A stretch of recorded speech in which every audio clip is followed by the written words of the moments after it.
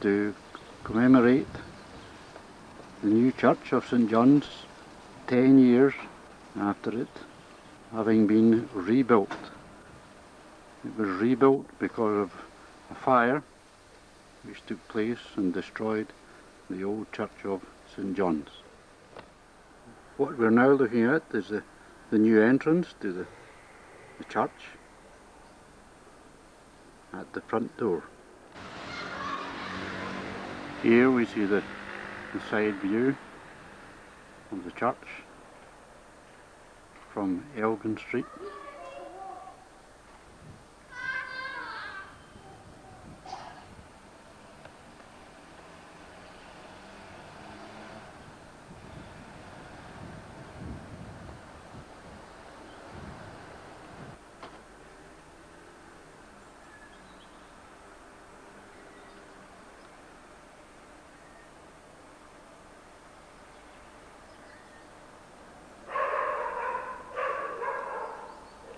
This is the church, looking at it from the back at Catherine Street. And we now see the cross which is on top of the church building. We're now looking at the garden on the outside of the building and to the heather bed. We're just to the left of the entrance of the church. And we see all the different types of heather which have been planted over the last periods.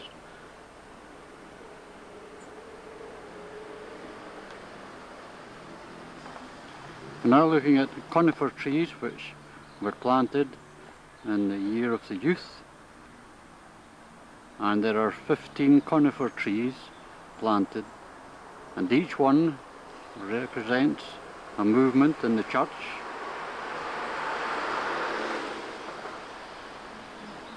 Which total 14, and one for the church itself. And they were planted by the different organisations. What we're looking at now is the Cotonou Aster bushes, which were planted by the Women's Guild on their 50th anniversary. They were presented to the Women's Guild by the Boys Brigade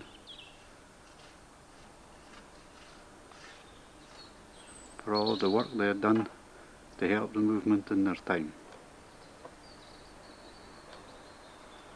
There are 2 bushes, and they have been planted at the Elgin Street entrance to the church. This is a film of the hall of the church, which was not destroyed by fire, and in which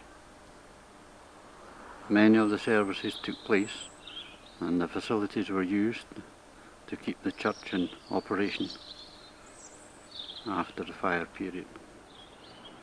We have now moved inside the vestibule of the church. And what we're looking at now is a painting of the old interior of St John's Church with the stained glass windows and the brickwork of the original church, the original choir range which was set in the transept of the church. This is the dedication plaque for the church, which is now placed in the vestibule of the church.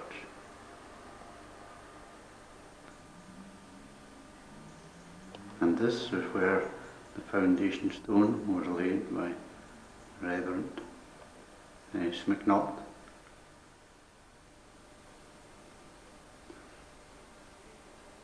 This is the book stand, which stands also in the vestibule of the church.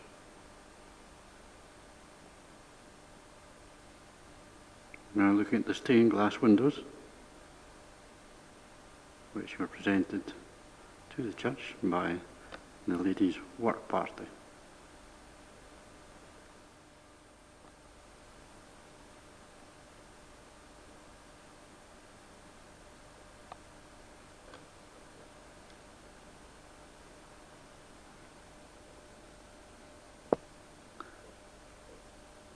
The seat cover for the pews were presented to the church by Mr. and Mrs. Darling.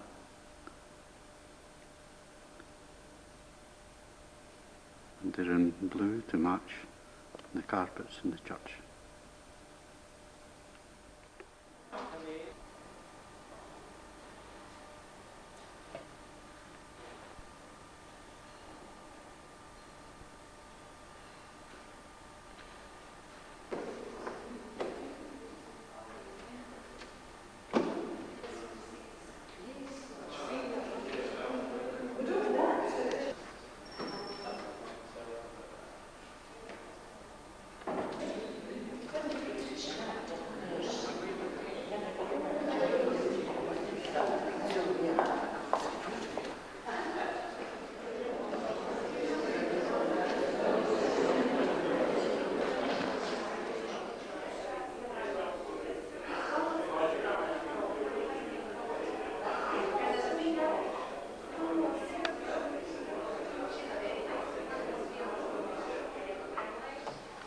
Very good morning to everyone here on this very, very special day as we hold the celebrations of the 10th anniversary of this present church. It seems like a 10-year period of time since we met here in this, what we then call the new church for the first time, 10 years ago, exactly this weekend.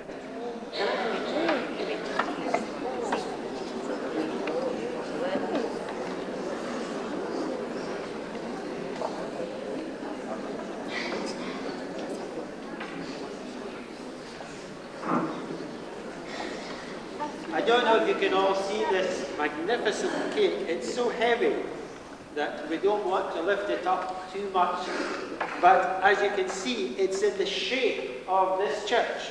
Mr. Ritchie has put two 12-inch cakes together in some magical way to make up a birthday cake that is the shape of the church.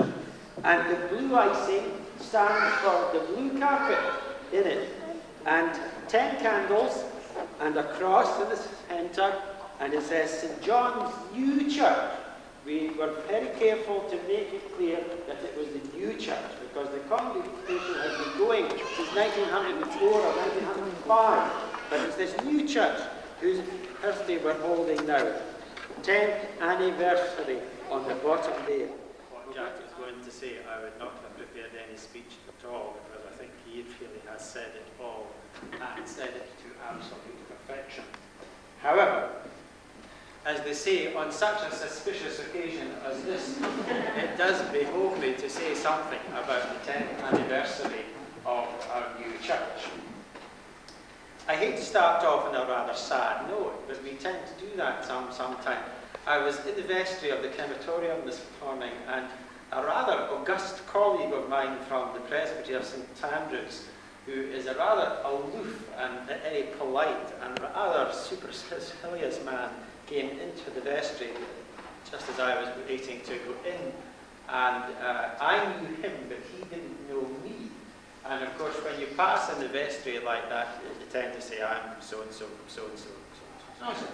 So before he could tell me who he was, which he never yet did, to be perfectly honest, I said who I was, and he looked me up and down.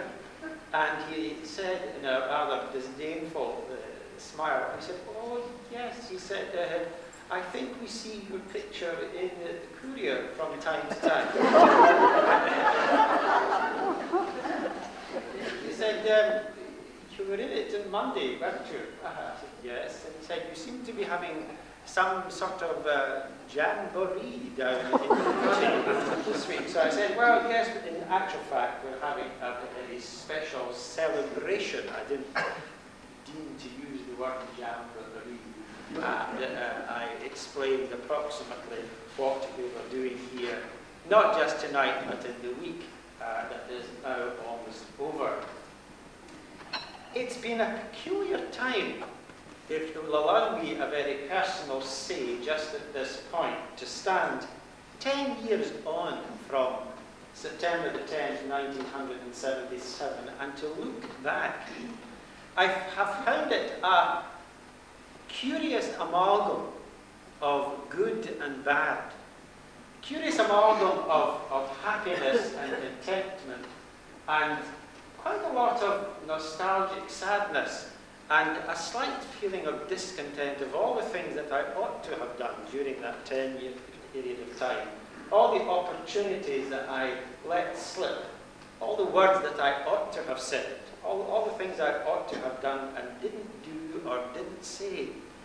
And I can only hope and pray that in the next 10 years, if I'm still around, I will be able to see the opportunities in a clearer fashion and act more positively upon them. One thing that has been very forcibly borne in upon me is the change in myself from a very physical point of view over that 10-year period of time. As you saw when we were showing the tape of the BBC service, I just cannot bear to watch and to hear myself. That's just the absolute end, but that's just the crowning horror. And I wander around the church hall and I look at all the newspaper clippings on the board, and I see myself staring out at them. I really do not recognise myself. In the month of May, as you know, I help at Parish High School in the supervision of the higher exams. And of course, some children know me and some children don't know me. I happened to be in a classroom. I had about 20 youngsters in a classroom to sit an exam one day. And as I was wandering up and down, I could see two or three of them were having a wee kind of glance at me, and I wondered what I had done wrong. At the end of the exam, when I collected all the papers in and the pencils, as the children were going out of the door, 3 of them sort of hung back, and I said, "Is there anything wrong? Have I not given you the right exam paper," or some dire thing like that? And one wee girl said, "No," she said, "well, we're just having a wee discussion about ourselves." She said, "Are you the Mr. McNaught that used to work at St. John's Church?"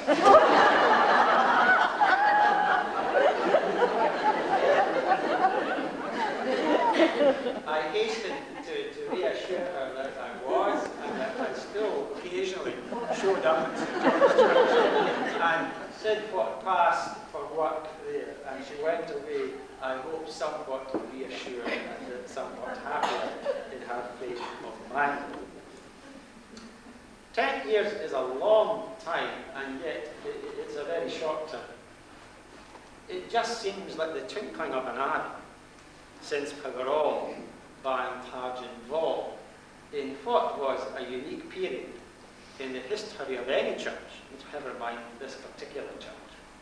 There are very few congregations called upon to do what we were called upon to do, and to do it in a fairly short space of time. The curious thing is that since then, there have been 2 or 3 churches that have suffered the same fate as St. John's, the most recent being the Church of Dunbar, Old Parish Church, which, as you've been hearing, was burned to the ground on January the 2nd last. Since then, as I said, several churches have had to face the same kind of problem as we had in 1975. And don't forget, we're not just talking about a 10-year period of time, but we're talking, in fact, about a 12-year period of time, because that's when it really all began, 12 years ago and more. So although we're holding this particular 10-year period, it is actually, I tend to think more in terms of a 12-year period of time. I can think in so many things that I would like to highlight. I can think on so many things that, frankly, I would prefer to forget.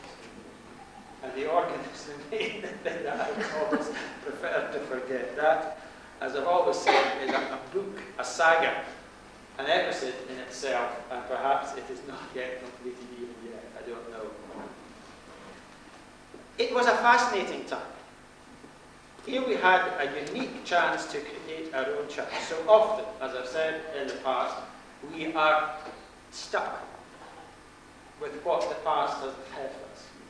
And so often, when you go to a church in my capacity, you have to make the best of what's there. I was very happy. I was thoroughly content to make the best of what was there when I came on in 1975. However, it was not to be. And we had a splendid chance to be in on the building of a church from the ground up. And there's not a lot of folk who can say they had that chance. And so we had a chance to say what we would prefer in the way of seating and lighting and all sorts of things. I'm not going to recite the whole history of the construction of our present church. So, for every one of us who were involved at that time, it is our church in a very unique way. It is, in a sense, my church too, isn't it? Because I think a good deal of it went into it. But it's not. It's everyone's church. Every single person, far and near and abroad, who gave any assistance at all to the realization of what seemed a dream in 1975 and what became a real fact in 1977. A very real dream, a dream that has not even begun to fade 10 years on. So many good things have come out of it. I think of those pancake Thursday mornings. Do you remember those? Every Thursday morning. As St. John's Church was built on faith and pancakes and tablet. And I think of those Thursday mornings when the Thursday break, as it was, those days, week after week, and the ladies baked and produced coffee and tea and biscuits, and we all had a very happy time, as well as raising funds for the new church. From that has developed the get-together on a Thursday afternoon for the pensioners, not simply of the church itself, but for the parish and for the town. So what began from an act of badness became something good, became something positive, and became something creative, not simply for ourselves, but we hope for the whole town, and continues to do so. And that's a very wonderful thing. I think too of how all the organisations and groups have prospered over that 10-year period of time. I think of particularly the Boys' Brigade, that the members of the Boys' Brigade have kept up over that period, and indeed, in 1977 we had only 2 groups, we now have 3 groups. We have anchor boys who meet on a Tuesday, the boys from 6 to 8 years of age. We have developed that. We have stretched the walls of this hall almost to accommodate them and to bring them into our concern. Lots of other things too. The Guild now meets in the afternoon as well as in the evening, and indeed it will be meeting on 2 afternoons from now on. I think I'll have to consult the president of the Guild about that and see if I've got it right, but I'm sure I am. That we have not rested content with the past. It would have been a very tempting thing to simply say we have done something very special, we have done something very great, and that's true, we're not going to do any more. And I don't think, indeed I know that St. John's is not a congregation of that time. It is a congregation that is forever seeking new ways to serve and new ways to express its faith in the God who has kept us safe and secure throughout this particular time. It is not the place to produce a sermon or a lecture, but I was just thinking that so often when I speak to groups, and I've been involved with students over the winter, and I've been trying to tell them something of the idea of how after a period of time when you look back on things, you begin to see that what you thought was a coincidence, or what you thought was just an act of fate or an act of chance, was nothing like that at all. It was a definite movement of the power of God. It was the act of God working in the history of individuals like ourselves and in corporate groups like the church. And we, of all people of God, should be able to stand up and say that we have seen the hand and the love and the power of God very uniquely and very supremely at work in our lives throughout the past 12 years and more. And we hope and we pray that it will continue to do so in all the years that are to come. But tonight is a time for celebration. It's a time for rest and content. It's a time to be happy. It's a time for patting ourselves on the back a little bit to say, well, that's what we did, and we've kept it going since. We learn the lesson of the past. We grasp the magnificent chances and opportunities of the present, and we pledge ourselves in faith and hope for the future days. And so we rejoice to hold this 10th anniversary party. Where would we be without Mr. Hitchie and his incomparable sources of Kate? Again, Archie, you have